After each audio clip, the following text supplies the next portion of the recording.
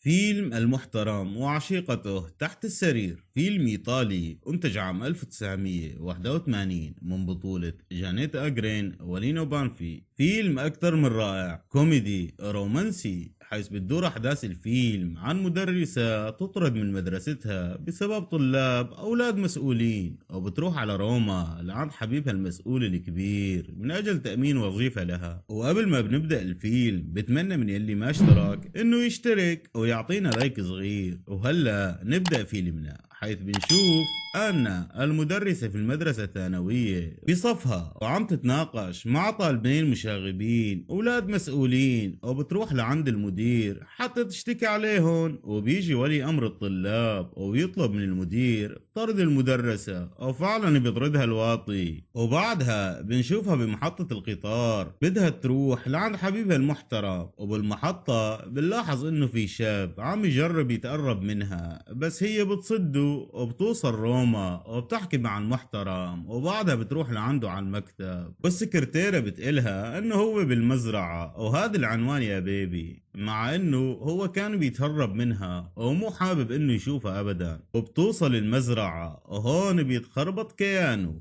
كونه مرته موجودة معه، وبيعرفها على مرته على انها زوجة سكرتيره. وبتقله انه ترى انا مسجلت لك اشرطة فضايح يا بيبي، واذا ما ساعدتني راح انشرها وحياتك. والمساء الكل يجتمع على العشاء، وبيقرروا انه انا وزوجها الوهمي لازم يطلعوا شهر عسل. وبعد العشاء بتدور الكثير من الاحداث الممتعة والمضحكة، وبتسافر أن مع زوجها الوهمي على انه يلحقها ويلتقي معها المحترم بالقطار. وبيخبر مرته انه مسافر على بلد تاني لبضعة ايام، وبيروح وراها، ولكن بيتصادف مع رجل دين بنفس القطار كان بده يشوفه من زمان او يلتقي فيه. وبتتصادف ان مع نفس الشاب يلي شافته اول مرة بالقطار، بتتذكره صح. وبتدور الكثير من الأحداث الرائعة، وما بتلتقي بالمحترم بالقطار، وبيوصلوا المكان المطلوب، وبيوصل المحترم كمان، وبتجي مرته. وهونيك تحصل الكثير من الأحداث المشوقة والرائعة والممتعة والمضحكة، ما راح نتطرق لها حفاظا منا على متعة مشاهدة الفيلم كامل. وبالنهاية بتقرر أنا إنه تكون مع الشاب يلي حاول كتير إنه يوصل له، وبترجع شرطة التسجيلات للمحترم، وبيخلص فيلمنا هون ودمتم سالمين.